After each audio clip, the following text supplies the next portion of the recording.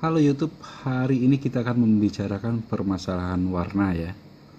Suatu hari, sewaktu saya hendak membeli safir Patparasa ya, Patparasa yang berukuran kecil di suatu tempat, ada dua pieces Patparasa ya, hanya sekitar 2 karat, ditawarkan 900.000 dan 700.000-an. Safir Patparasa adalah safir yang berwarna unik seperti gambar berikut ini. Setelah saya cek sekilas dengan kaca pembesar dengan penguatan 20 kali, dua pieces Patparasa tersebut mengindikasikan sudah terkena treatment berat, yaitu glass filling ya. Lalu saya tolak secara halus, menawarnya pun tidak. Saya kembalikan ke dia, lalu saya menyatroni lagi etalasenya. Tahu-tahu si penjual menawarkan safir yang lebih paten dan bagus katanya. Saya tidak melihat safir yang bagus tersebut karena safir itu pun ternyata disimpannya di dalam tas kecil ya. Memang terlihat si penjual pun lebih mengeksklusifkan daripada si safir Patparasa tadi.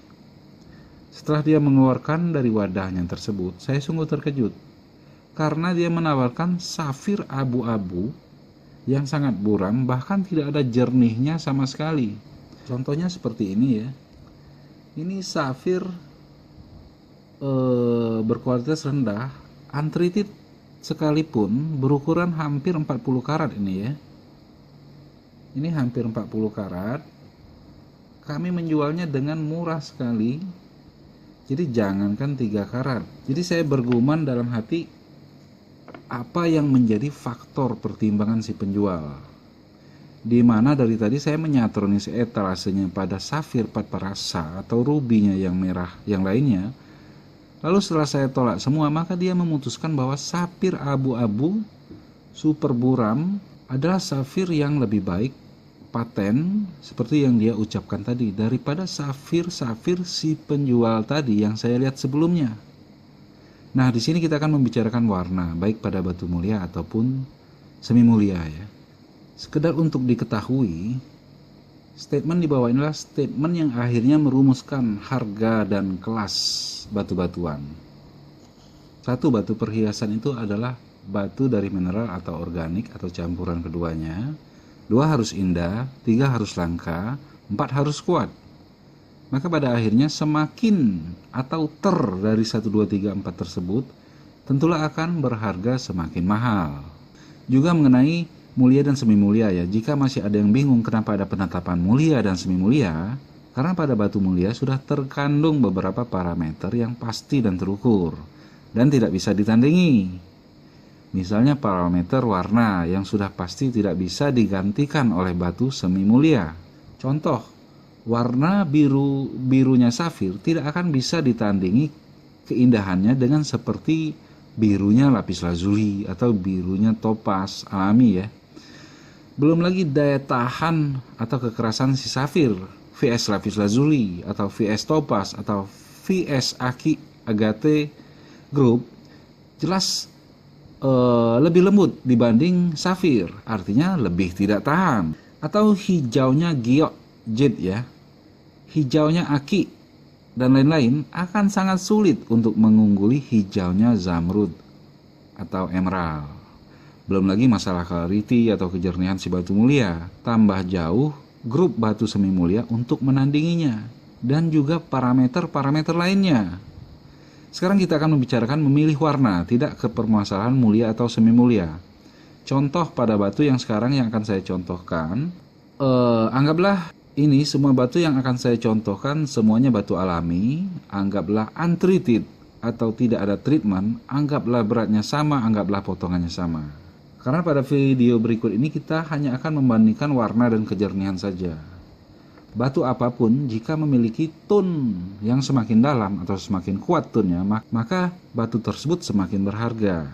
Tetapi bukan tone yang terlalu banyak ya atau terlalu dalam. Misalnya batu yang berwarna biru semakin biru tentu akan menjadi hitam. Batu yang berwarna hijau akan semakin hijau, semakin dalam tone-nya juga akan semakin menghitam atau gelap. Semakin kuat tone-nya akan mengarah ke warna hitam. Semakin kurang tone-nya akan mengarah ke tanpa warna atau transparan. Kita ambil contoh pada batu kecubung atau ametis ini ya. Ini kecubung ungu muda dan ini A, ini B ya, kecubung ungu tua. Tentulah si ungu tua ini akan lebih berharga. Tetapi juga harus dibarengi dengan kejernihannya.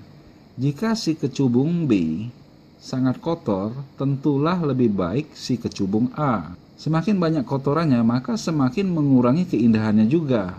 Kotor atau buram atau opak ya. Sekarang kita akan ke safir biru ya.